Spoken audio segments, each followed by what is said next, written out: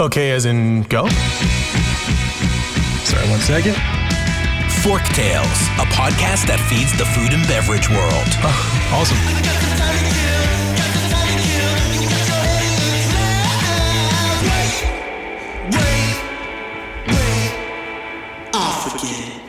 Forktales is brought to you by Vigor, a branding and marketing agency for passion-driven, innovative restaurant, beverage, and hospitality brands.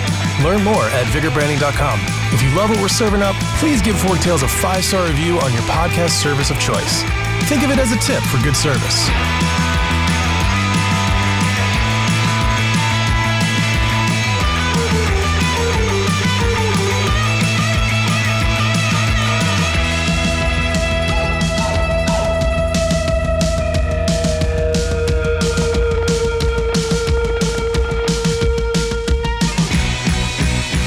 Everyone, today I'm joined by my friend Eli Altman. He's creative director at 100 Monkeys. You may have heard him before on a previous podcast, and I am so super excited for this episode because we're going to tap into some fun conversation around naming for restaurant brands, and I think specifically for virtual restaurant brands. But before we hop in, for those that don't know you, Eli, give a hello and a little bit of a backstory. Hey, good to see you again. My name is Eli Altman. Like Joseph said, I'm creative director at 100 Monkeys. Also have a publishing imprint called No Picnic Press, where I put out books like Don't Call It That and Run Studio Run. And yeah, my studio is based in Berkeley, California. We focus primarily on naming and a little bit of writing as long as we keep it short. And yeah, been here for about 12 years, creative director for maybe 7 or 8 of those years. That cover it? Yeah, I think so. That's okay. Good. Yeah, and I mean, side note, the books are fantastic. So Run Studio Run is geared towards agency and or creative studio owners. I read it in basically one sitting of a few hours, and it's just chock full of great information for those of you that are listening who are running a creative studio. So I highly suggest picking it up, and we'll have links to do that. And then Don't Call It That is actually the first introduction I had to you. I read that book, and there was a lot of out loud preach on reading that book, and so it's it's a workbook, right? It's kind of like a workbook text. It's very easy to read. And I would say anybody who doesn't want to get academically deep into the nuances of naming, but wants a good guide, a good Sherpa, that's the book to read. But again, we'll have we'll have links there so you guys can check that out. But they're definitely not just books to just say one thing about and march on. I had to dive in deeper. So, all right. So for the restaurant world, the emergence of virtual ghost, dark kitchen brands, whatever you want to call them, has completely knocked the lid off of naming. And this is something that struck me in many ways. Sometimes it was with a smirk and a little bit of a huzzah. And sometimes it was like, oh God, please don't. Other times I was kind of like, wow, you could have done so much more. But we've seen names like Morning Shift, which is a breakfast concept, or Ministry of Curry, which is an Indian concept. And I saw one called Bad Mother Clucka, which is a chicken sandwich concept. Those are just a couple of examples. What do you think has sparked this newfound creativity and embracing of what I would consider to be pretty not dangerous, but ballsy, for lack of a better term, naming? Other than the pandemic? Other than the pandemic. So maybe a little pandemic drunkenness, right?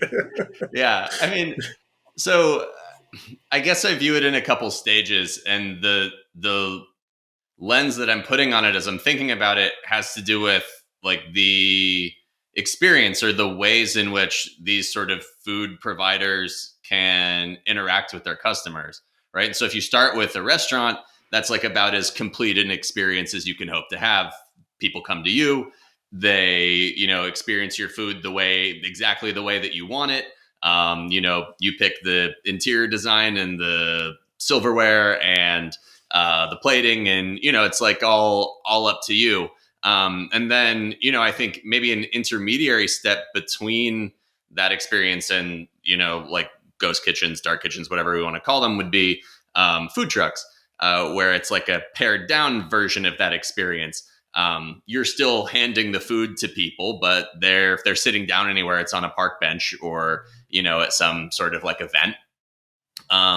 You have some control, not as much as you do in a restaurant. And people kind of take your food and do what they want with it. After that point, they're not counting on you for ambiance.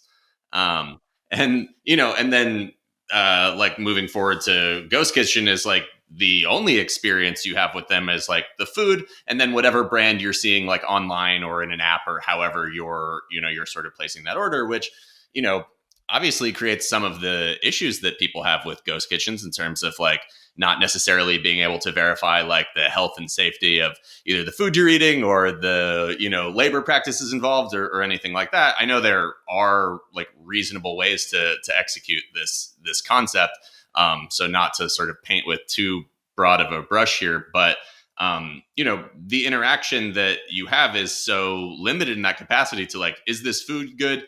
And maybe you're just seeing like the name or like a little logo in a list of, places where you could order food. So it just puts the name into a sharp contrast that, before had all of these supporting elements around it to create a more holistic experience. So now, because there's so much pressure on the name and you really need to like stand out in a list, it just kind of pushes people towards, more wacky, interesting, ballsy, whatever you want to call it, just like more out there options, which, to be clear, those options would still work if you had, a restaurant or a food truck. I know you see a lot of that type of naming in food trucks as well. Mm-hmm. So I don't think it's like exclusive to this concept, but certainly pervasive within it. Yeah. I mean, so on the other hand, though, I've seen some pretty boring names, like F&B Atlanta and Sarah's Chicken. What? So it's almost like this stark contrast, which is almost it was equally as shocking. Where I was like, "Wow, did you even really think about it, Sarah?" Because I presume Sarah is the one who created the chicken. So, in your opinion, is this dangerous to be blasé and boring or direct like that, or is there a benefit to this? Yeah, I mean, I think it's a universal issue, right? This is not exclusive to ghost kitchens or restaurants or food, broadly speaking, right? That lots of people name things like they don't want to get picked on at school, and they pick like the most boring name that nobody's ever going to say anything negative about. But that's kind of the biggest risk anyway, is that nobody can remember what you're called. They forget about you. They don't tell their friends. You don't make an impression, right? And so like there's this kind of thing where I think people who do that are looking to avoid risk, but in doing so, they are actually taking a huge risk. And we see that in food, we see that everywhere. There's lots of people who don't want to get made fun of for an interesting or creative name, but it's like the way that we think about it is, you could position it as like a spectrum from one side to another, where on one side is risky and, the other side is completely safe. We view it as like a circle, or almost like a horseshoe with like a little gap in the middle. Right. Mm-hmm. And so on one side is like amazing, great name. All the way on the other side is like ridiculous name, like wacky name, something that like, kind of isn't great, but is definitely like weird or attention grabbing or like clearly has an effect. And then mm-hmm. in the middle up here is, Sarah's Chicken, like not to, call her out specifically, but like the sort of boring names. And so in a sense, it's like the poles are really close to one another, because what it takes to have a great name is actually like pretty close to the effect of like a wacky or ridiculous name. But the real, like the middle ground is really like where the bad names exist, the area where people aren't trying to do anything interesting, aren't trying to grab any attention, which is the same, you could apply the same, approach to design, right? Where It's like sometimes you swing for the fences and you miss, but at least you swung for the fences. And in the middle are just all the things that are completely safe and don't really leave an impression. And for us, like, we would rather have someone try to do something ridiculous and interesting and fail than try to do something completely bland. Yeah. So, when you start to think about maybe psychologically what creates a name that stands out, I think it starts by understanding. I'm probably not going to sound very smart at this, but understanding what is it standing out from, and something that stands out is standing out from a large mass of sameness. So, thinking about that, is is there a moment where the wacky actually becomes the sameness, and Sarah's chicken actually stands out? Yeah, good question. I think the first part of that is absolutely true. It's something that we see in like beer and wine, like very saturated industries where people are willing to take risks. And so what you end up seeing is that it's such a saturated market that people have tried everything. But the answer when people have tried everything isn't to do something plain. It's to just think about it more and figure out like what your niche is, figure out what would be different in this space. And it's often a bigger question than, naming or design. It's holistic. It's like, well, okay, so if there's clearly already a ton of people doing this, why should they go to you? And if you can answer that question, then you can really effectively use naming, design, marketing as tools to like drive home those ideas and that message, because you have something interesting to say. If you don't have something interesting to say and you're just trying to slap a cool word on something, you can do that, but it'll only get people to your front door. And if they try it once and don't come back, it's like, all right, maybe better than them not showing up at all, but you're not really getting a good customer out of that. Yeah, it's funny that you mentioned beer, because God knows we just do not need another hop pun, or Agreed. just silly names for the sake of silly names. I mean, talk about an industry that has gone, I think, gung ho. And with that, like, outside of course beer too, but outside of beer, in the topic at hand, how far is too far when it comes to a creative name? I was in this New York Times piece about risque names specifically. Was just like looking at people who were really like, pushing the limits, as like somebody who had a like breakfast cereal company called Poop Like a Champion. And they talked about like Big Ass Fans was featured, prominently in this. And none of them regretted it. They all felt like their ridiculous name was doing them tremendous service. And, I think it really gets to one of the, important elements of a lot of this stuff, which is that like, you're going to turn some people off no matter what you do. And the quicker you accept that and are willing to really come up with something that the people you really want to communicate with are interested in, even if that means that some of the sort of, people on the border fall off, great. Mediocrity is driven by a desire to appease everyone simultaneously. And it can't be accomplished. So, the sooner you forget about that and the sooner you are sort of willing to say, okay, well, some people probably won't like that, but some people will love it. Then you get real fans, real people who are willing to like tell their friends about it and, tweet about it and do whatever. So, I think to us, that's kind of the lesson there, which is that like, does being ridiculous or risque or interesting have risks? Absolutely. But so does everything. And, just that risk of like sounding like everyone else puts you at a distinct competitive disadvantage.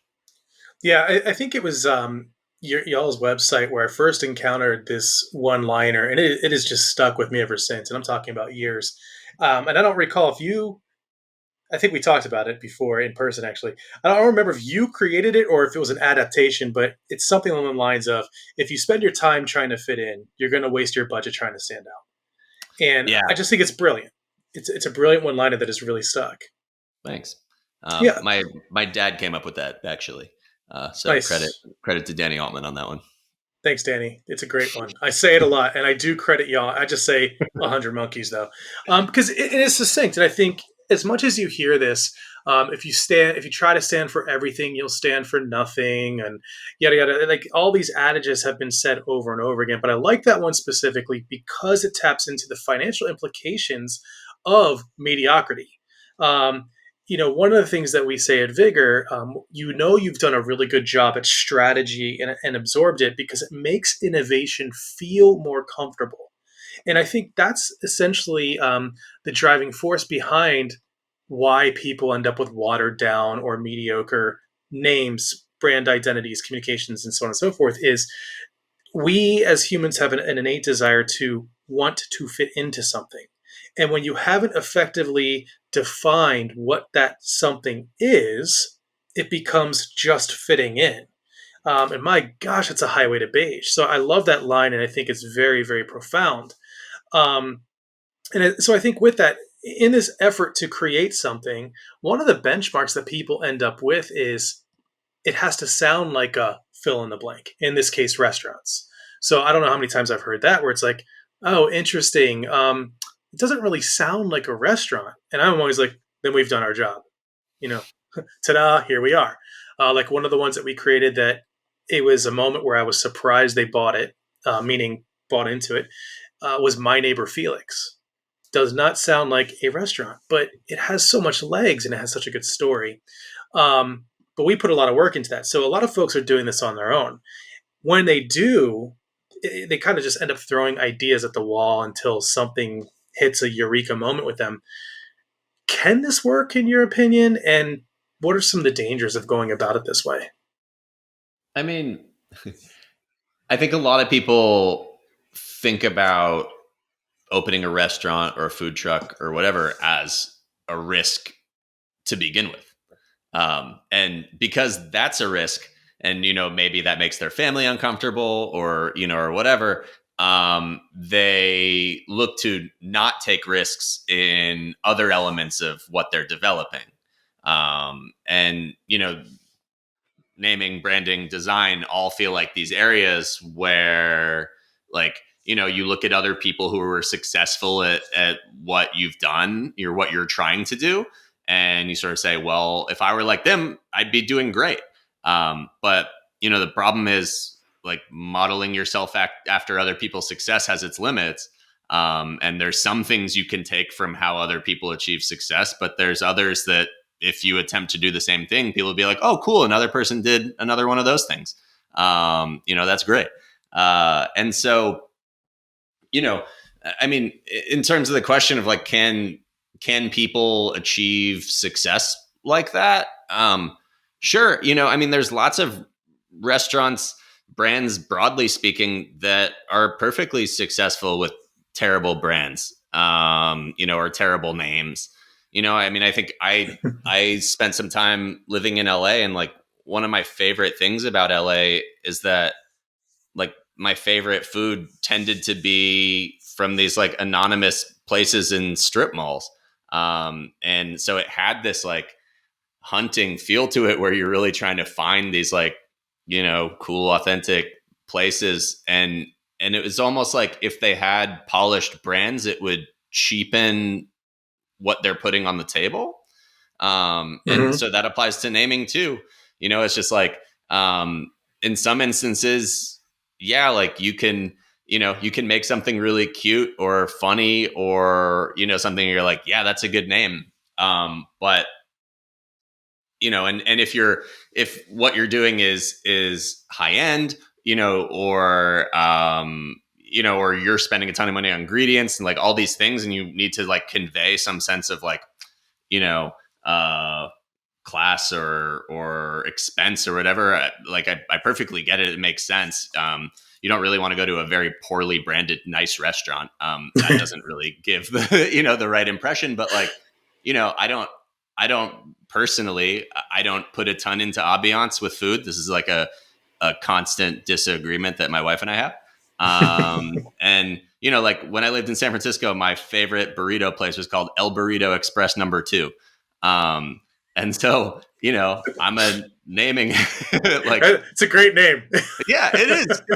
It's just, there's something like, in this sort of, which I think most of the time I think is ridiculous, this like quest for authenticity in food. I really like try not to buy into that as a concept. It's just like, does it taste good or does it not? And I love cooking and baking, and like, Yeah. just, it's all interesting to me, but like, nobody's trying to like fake you out with a name like El Burrito Express #2. It's just like, if that food's What's not so good, you're great not about going back. that is I feel like you have to say the whole name every time. Absolutely. Like Yeah. it encourages you to not nickname it. Like it's almost like a rite of passage. Like if someone's like, "Oh, you want to get El Burrito?" You're like, "Wait, do you mean El Burrito Express #2?" You Right. know? Because #1 is all the way out by Ocean Beach, and you're not going to go out there. And I even haven't been out there, but whatever it is, I don't think it's as good. Yeah, probably not. #2 sounds like it tries harder. That's an Avis reference, of course. And so I think where I got some of my thinking around naming stem from my stints in the music world growing up. I played in some bands, and what I always loved is like there was no wrong move for naming a band except don't be boring. And one of my favorite band names, I don't mind their music, but they're not a favorite, is "And You Will Know Us by the Trail of Dead." Uh-huh. And it's just, to me, when I saw that, I was like, that is hysterical. And talk about standing out. I mean, during that time, you had band names that were like the three word, like Stone Temple Pilots or whatever. And it definitely broke convention and kind of thumbed nose at what people may have considered rules or a formula for success, as if a name would guarantee success. However, a name can chop your legs off out from underneath you if you are quite boring, like we were talking about. So, with that, do you have some tips? I mean, obviously you do, you wrote a book on it, but do you have some quick tips for people who are listening that you share for folks looking to create a new restaurant name? What are some things they should do or maybe steer clear of? I mean, so we're going to make the assumption that you're hopping into a saturated environment, right? Yep. If you live somewhere rural and you're opening like the first Nigerian restaurant in, like in your, city or town, then, you have a little bit more leeway. But, if we're assuming that there's other people offering similar fare in your area, I mean, I think the first thing you need to do is look at what all of them are called. Look at which ones are good and which ones are popular. And, in doing so, you need to resist what we call target fixation, which we didn't come up with. It's like a term that essentially you steer towards what you're looking at. Mm-hmm. And so you're not looking at these things in order to copy them. You're looking at these things or sound like them. You're looking at them in order to understand what aren't people doing.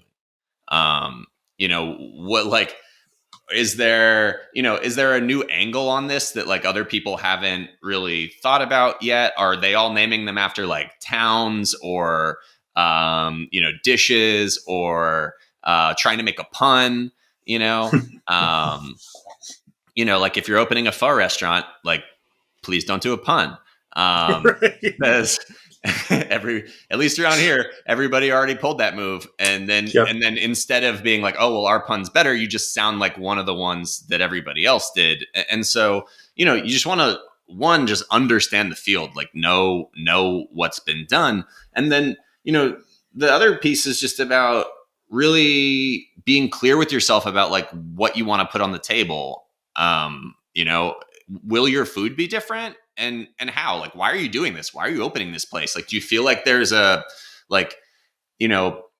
people aren't doing something in like the traditional way that you were raised with, or nobody's trying to do like a high-end version of what it is in your area? Like, think about like why are you existing? And hopefully you can figure out a way to tie your name to that.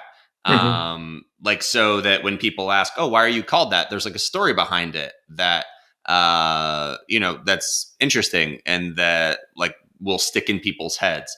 Because names are really introductions to stories. And if you can use that payoff to like cement the idea in someone's head, they'll remember what you're called. They'll tell their friends about it. It's all about this kind of like first opportunity.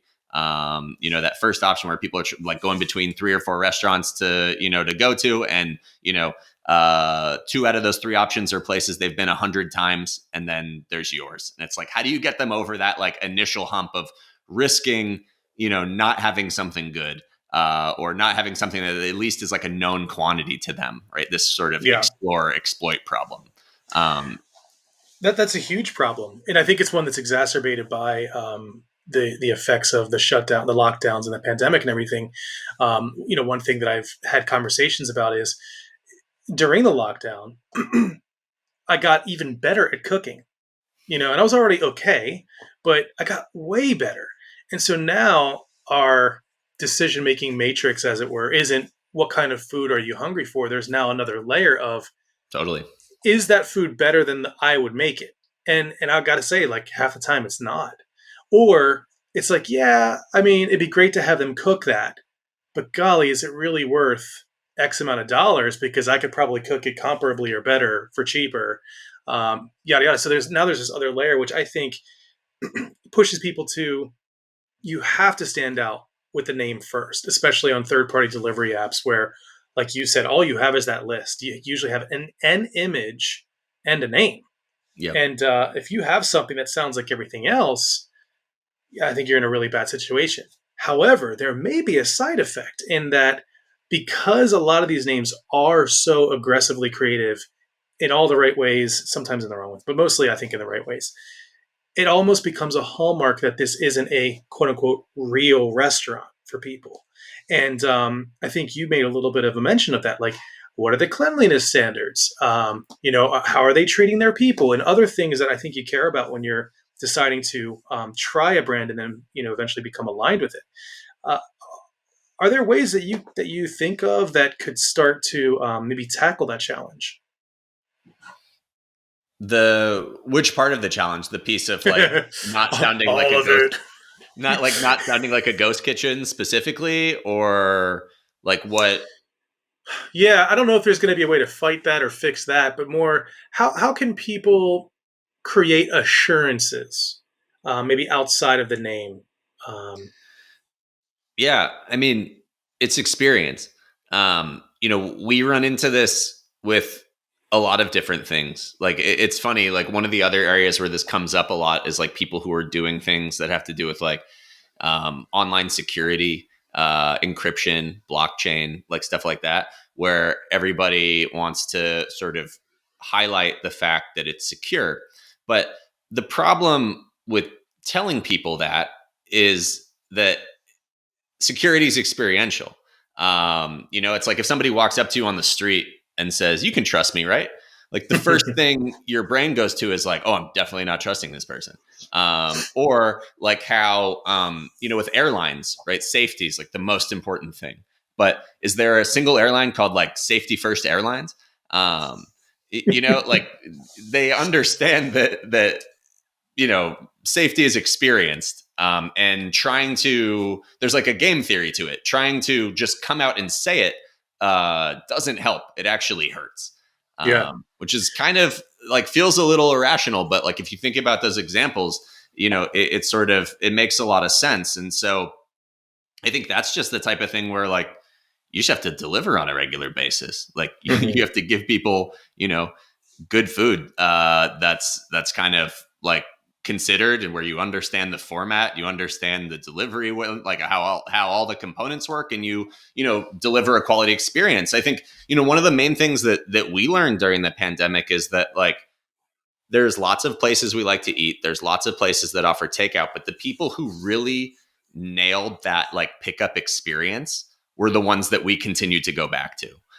Which is like completely functional, but like the restaurants that like nailed it, where you just showed up and there were like enough people standing there and they had like everything clearly labeled on a rack, and you're just like in and out, like, 'cause that's when you're picking up food during a pandemic, you want to be in and out, preferably not even in, you want to stay out and then be able to leave. And so really like the places, some places had trouble adapting, understandably. It's difficult, but like if you went there and like they didn't know where your order is, or they screwed it up, and like there's a whole bunch of people waiting to like, you're in line with all the like Uber Eats people, and it's just like the whole thing just turns into like what am I doing here? Whereas like the people who really put in the time and energy to hone the like, all right, what do people want here? How do we get them, how do we get them through this process as quickly as possible?